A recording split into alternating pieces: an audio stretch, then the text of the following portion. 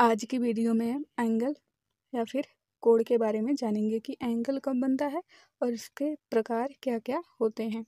तो ये सारी चीज़ें हम इस वीडियो में जानेंगे, तो वीडियो को पूरा ज़रूर देखना। तो अब हम बात कर लेते हैं कि एंगल क्या होते हैं।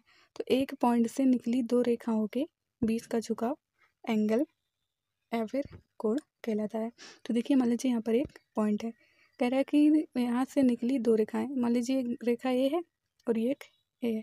एक पॉइंट से यहाँ पर दो रेखाएं निकली हैं, एक रेखा L1 है और एक रेखा L2 है, और इनके बीच का जो झुकाव है वही क्या होता है, एंगल होता है। तो मान लीजिए हमने एंगल मान लिया थीटा। तो देखिए, यहाँ से एक पॉइंट से निकली दो रेखाओं के बीच का झुकाव एंगल होता है। तो ये क्या हो जाता है, एंगल का डिफिनेशन हो जाता है कि एक ही पॉइंट से निकली दो रेखाओं के बीच का झुकाव एंगल कहलाता है। अब हम बात कर लेते हैं कि हम एंगल को मापते किस में है। तो अगर हम बात करें एंगल के माप की, तो एंगल को हम डिग्री अथवा रेडियन में मापते हैं। तो देखिए, जैसे हमने एंगल मान लिया था थीटा, थीटा बराबर क्या हो जाएगा, 180 डिग्री। ये क्या हो जाएगा, हमारा एंगल हो जाएगा। या फिर 90 डिग्री, ये क्या हो जाएगा, हमारा एंगल हो जाएगा, जिसको हम डिग्री में माप रहे हैं। तो एक चीज़ आपको पता होगा कि 180 डिग्री बराबर क्या होता है, पाई रेडियन होता है। और अगर यहाँ से हम 1 डिग्री की वैल्यू निकालें तो 1 डिग्री बराबर क्या हो जाएगा, 180 इसके पास जाएगा तो अपान में हो जाएगा। तो यहाँ पर हो जाएगा पाई बाई 180 और रेडियन हो जाएगा। तो 180 डिग्री बराबर क्या होता है, पाई रेडियन। 1 डिग्री बराबर क्या हो जाएगा, पाई बाई 180 रेडियन। तो यहाँ से पता चला कि हम एंगल को डिग्री और रेडियन दोनों में से किसी में भी मापते हैं। अब हम बात कर लेते हैं कि एंगल के प्रकार कौन कौन से हैं। तो अगर हम बात करें एंगल के प्रकार की, तो एंगल जो है 6 प्रकार के होते हैं। कौन कौन से, न्यून कोण, समकोण, अधिक कोण, रेखीय कोण, परावर्ती कोण और संपूर्ण कोण। अब तक आपने बस 3 ही एंगल पढ़े होंगे, कौन कौन से, समकोण, न्यून कोण और अधिक कोण। पर अगर इसको हम डिटेल में पढ़ें तो ये 6 प्रकार के होते हैं। अगर हम बात करें इंग्लिश में तो क्या हो जाता है, acute angle, right angle, obtuse angle, linear angle. इस लीनियर एंगल को हम स्ट्रेट एंगल भी कहते हैं। रिफ्लेक्स एंगल और कंप्लीट एंगल की 6 प्रकार के हमारे एंगल होते हैं। अब क्या करेंगे, हम इन एक एक करके जानेंगे कि न्यून कोण कब बनता है, समकोण कब बनेगा, रेखीय कोण कब बनेगा, रिफ्लेक्स एंगल कब बनेगा। तो चलिए हम सबसे पहले बात कर लेते हैं कि न्यून कोण, एक्यूट एंगल कब बनता है। तो देखिए, हमने माना था कि एंगल हमारा क्या था, थीटा है। और जब एंगल यानी थीटा की वैल्यू 0 डिग्री से क्या होगी, बड़ी होगी और 90 डिग्री से छोटी होगी, तो जो थीटा का मान होगा वो एक्यूट एंगल होगा।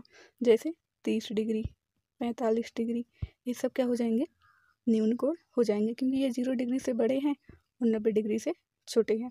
और जब 0 डिग्री से बड़ा और 90 डिग्री से छोटा होता है तो हमारा एक्यूट एंगल होता है। अब हम बात कर लेते हैं कि समकोण या फिर राइट एंगल कब बनता है।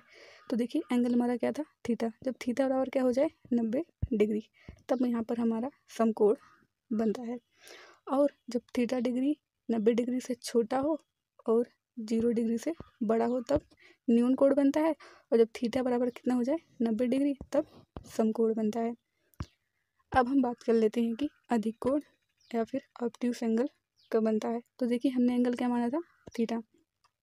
जब इस थीटा का मान 90 डिग्री से क्या हो, बड़ा हो और 180 डिग्री से छोटा हो, तब हमारा जो एंगल होता है वो ऑब्ट्यूस एंगल होता है।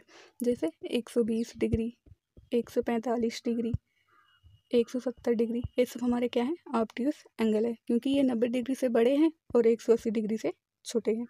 और जब 90 डिग्री से बड़ा और 180 डिग्री से छोटा होता है तो एंगल हमारा क्या हो जाता है, ऑब्ट्यूस एंगल हो जाता है। अब हम बात कर लेते हैं कि रेखीय कोण, स्ट्रेट एंगल कब बनता है। रेखीय कोण को हम रेखीय कोण या फिर लीनियर एंगल भी कहते हैं। तो देखिए, जब एंगल हमारा थीटा 180 डिग्री के बराबर हो जाएगा तब रेखीय कोण या फिर स्ट्रेट एंगल बन जाएगा।